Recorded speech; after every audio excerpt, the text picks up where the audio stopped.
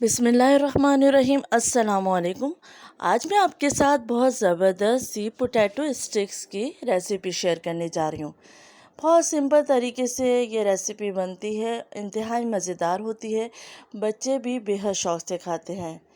Fries की जगह आप इसको ट्राई कीजिए, बेहद पसंद आएगी। वीडियो को एंड तक देखिए, पसंद आए तो प्लीज़ लाइक और शेयर कीजिए। रेसिपी स्टार्ट करने से पहले अगर आप मेरे चैनल पर नए हैं तो प्लीज़ सब्सक्राइब कर लीजिए, साथ बेल आइकन दबा दीजिए ताकि मेरे आने वाली वीडियो की नोटिफिकेशन आप तक पहुंच सके। रेसिपी स्टार्ट करते ही यहाँ मैंने 3 आलू ले लिए हैं और मैं इनको रफली काट रही हूँ, तो इनको पीसेस में काट लीजिए। अब मैं इन आलूओं को उबाल लूँगी। तो यहाँ पे मैंने आलूओं को उबाल लिया है। अब मैं इनको रूम टेम्परेचर पे ठंडा कर लूँगी। इतना आपको ठंडा करना है कि इसकी स्टीम निकल जाए। फिर हम इन आलूओं को मैश करेंगे। मैश करने का तरीका ये है कि आप एक छन्नी लीजिए और उसमें ये उबले हुए आलू डालिए और उसके बाद स्पैचुला से मैश कर लीजिए। हम इन आलूओं को ग्रेट भी कर सकते हैं, लेकिन बेस्ट रिज़ल्ट के लिए आप इसको छन्नी में रखकर मैश कर लीजिए। बहुत आराम से ये मैश हो जाते हैं, लेकिन इस बात का ख्याल रखना है कि स्टीम निकाल दें। ये रेसिपी बहुत मज़ेदार बनती है और कम इंग्रेडिएंट्स में तैयार हो जाती है। इसको बना के आप बच्चों को लंच बॉक्स में भी दे सकते हैं। तो तमाम आलू अच्छे से मैश हो चुके हैं और एक बहुत अच्छी सी डो तैयार हो चुकी है पोटैटो की।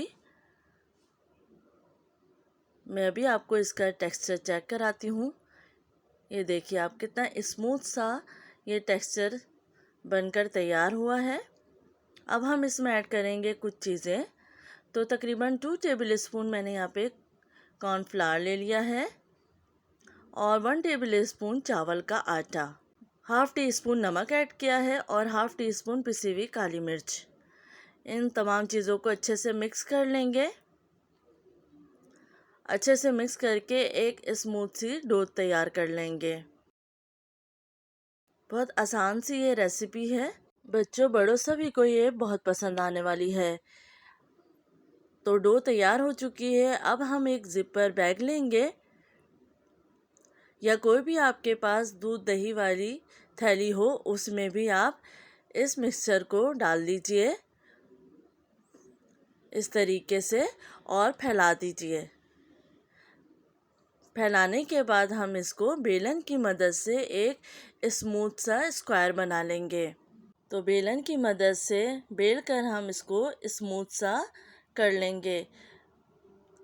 एक स्क्वायर शेप में हम ले आएंगे। स्टिक की जितनी थिकनेस आपको चाहिए उस हिसाब से आप बेल लीजिए। जितनी पतली स्टिक होती हैं उतनी ही मज़ेदार लगती हैं, दिखने में भी और खाने में भी। तो तमाम जगह से इवनली इसको बेल लीजिए।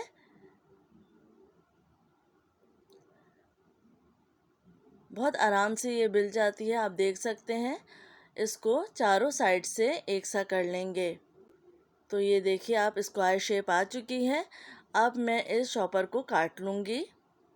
ये इतना स्मूथ टेक्सचर बनाए कि आलू बिल्कुल चिपकते भी नहीं हैं और बहुत अच्छे तरीके से ये स्टिक तैयार हो जाती हैं। एहतियात के साथ आप ज़िपर बैग को खोल लीजिए। तो आप देख सकते हैं आराम से हमने इसको निकाल लिया है कटिंग बोर्ड पे। अब हम बारीक सी स्ट्रिप्स काट लेंगे। तो इस तरीके से आप बारीक सी स्टिक्स की शेप दे लीजिए।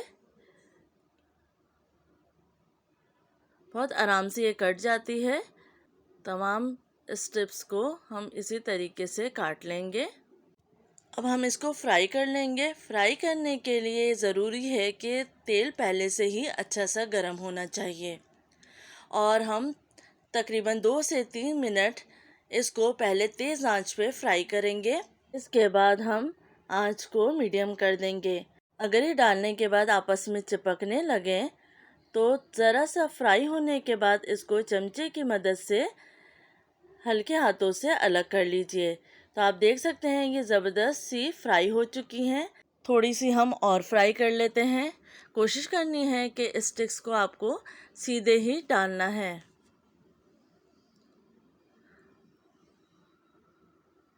थोड़ी थोड़ी करके हम फ्राई करेंगे, 3 से 4।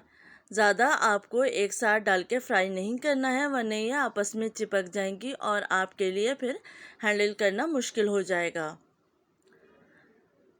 पहले आप तेज़ आंच पे फ्राई करेंगे, 2 से 3 मिनट फ्राई के बाद आप फिर मीडियम फ्लेम कर देंगे और अच्छे से इसको कलर दे लेंगे। फ़ौरन डालने के बाद आपको स्टिक हिलानी नहीं है, वरना फिर पोटैटो स्टिक बिखर जाएगी। तो ये अच्छे से फ्राई हो चुकी हैं। अब हम इनको निकाल लेंगे। उम्मीद है आपको ये रेसिपी पसंद आएगी।